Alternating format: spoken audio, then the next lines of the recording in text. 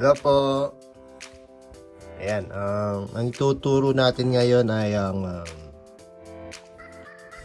kung paano mag-download ng ringtone sa inyong iPhone na walang computer. Yung dating tutorial video natin ay kailangan ng computer. This time ay hindi po kailangan ng computer. So dito lang. Ang kailangan lang natin ay dapat naka iOS13 ka.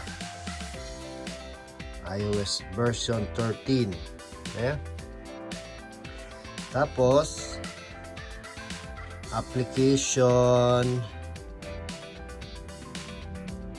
na GarageBand. Eh?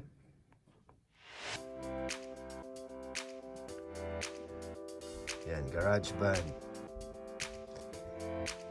I-download lang po nyo yan.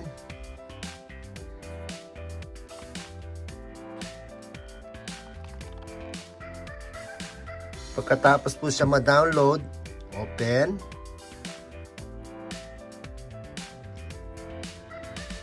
Yan, siyempre mag-start yung application for the first time.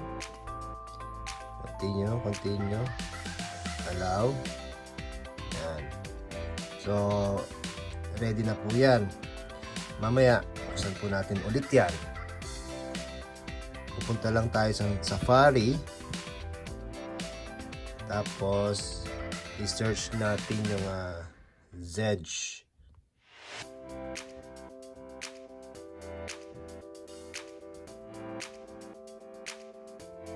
Tapos, Zedge. Zedge. Tapos, ayan po yung official website. Tap nyo lang po yan.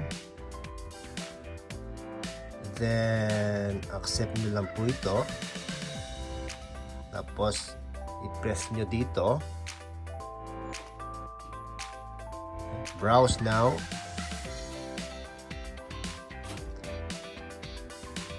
Yan, mayroong mga ringtones na po dyan. So, halimbawa, meron kayong gustong ringtone.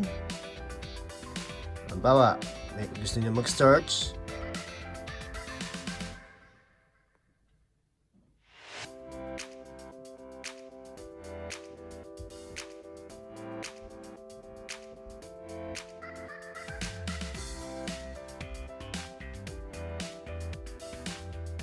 Yan.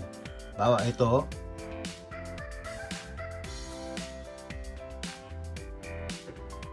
Tapos, kung lalabas po to, use the browser. Continue lang po yon. Bawa yan. Medyo mahina.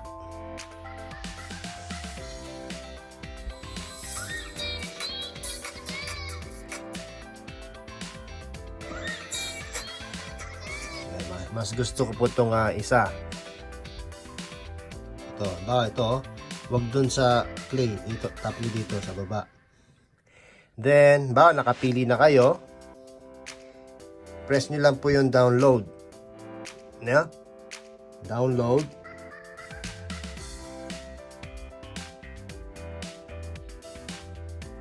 Ayan, magbibilang siya ng 10 seconds. Countdown.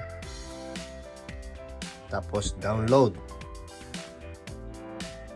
So makikita nyo po doon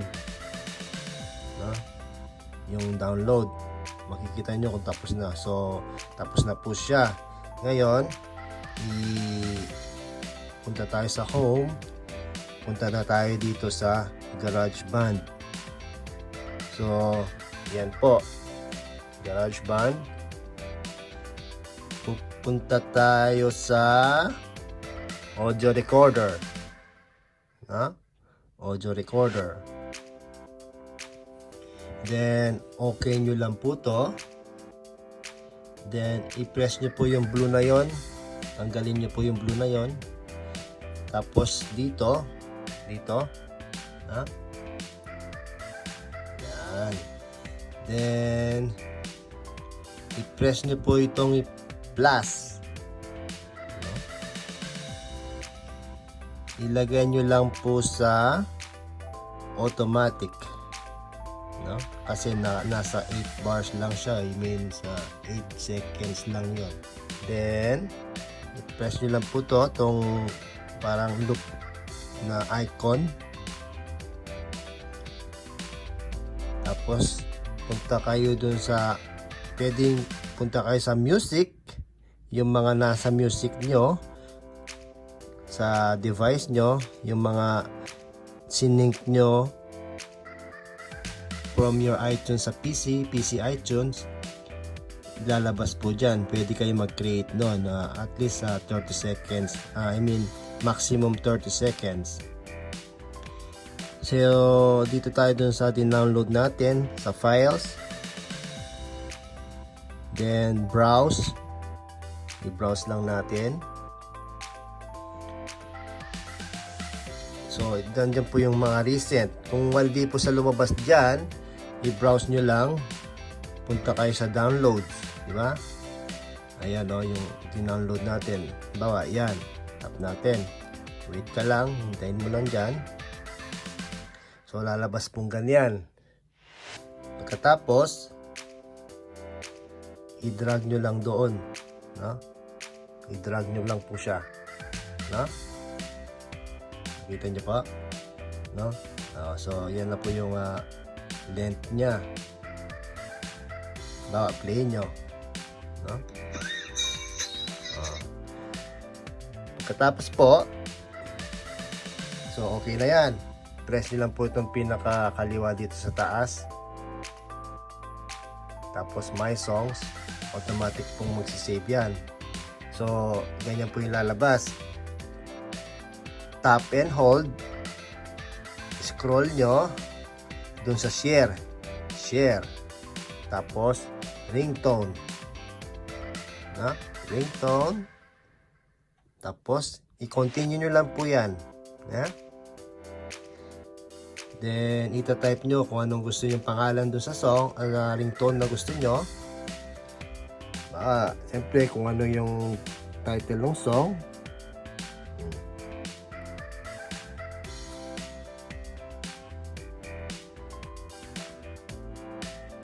Barbie, sabi ko na. Kahit ano po, pwede po yan, no? Tapos done. Then export, no? Export. Yan, nag-export na siya. And okay. Then siyempre i-check natin siya. Punta tayo sa home, no? Check natin. Tapos settings, then sounds and haptics, ringtone. So alphabetically po yan, arrange. Makikita nyo po dyan yung ginawa ninyo. So ito yon, ginawa natin.